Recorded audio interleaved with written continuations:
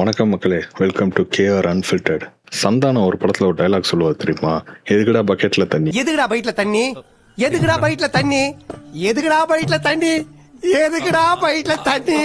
அது மாதிரி தான் எதுக்கு திருஷ்யம் 3ங்கிற மாதிரி தான் இருந்துச்சு. படத்தோட ஃபர்ஸ்ட் ஹாஃப் லேகா இருக்கு, ஸ்லோவா இருக்குன்னு சொல்லி நிறைய பேர் இன்டர்வல்லையும் படம் முடிஞ்சு போகும்போது பேசிட்டு இருக்கா. நான் கேட்டேன், படத்தோட ஃபர்ஸ்ட் ஹாஃப் லேகா இருக்கு, ஸ்லோவா இருக்கு. ஆனா இந்த டைரக்டரே அந்த படத்தை வந்து ஒரு த்ரில்லர் மாதிரி இருக்காது, ஃபேமிலி சைக்கிக் அண்ட் ட்ராமா தான் மெயின் ஃபோக்கஸா இருக்குன்னு சொல்லியிருந்தாரு. ஸ்லோ பர்னா இருக்கிறது ஓகே தான், பட் ஆனா கதை நகரவே மாட்டேங்குது, ஒரே இடத்துல இருக்கே.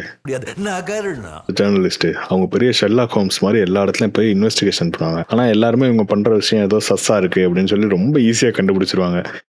இந்த மாதிரி சுவாரஸ்யமே இல்லாத மாதிரி, அதே மாதிரி நிறைய ட்விஸ்ட் அண்ட் டர்ன்ஸ் வந்து நீங்க ஈஸியா ப்ரெடிக்ட் பண்ணிடலாம். ஸ்டோரி போறதும் இப்படிதான் போய் இப்படிதான் முடிய போகுதுங்கிறதும் நீங்க ஈஸியா ப்ரெடிக்ட் பண்ணலாம். சரி, இப்போ ஒருங்க முட்டை வாத்து வயிறை கிழிச்சு முட்டையை தேடுற மாதிரி ஆயிடுச்சு.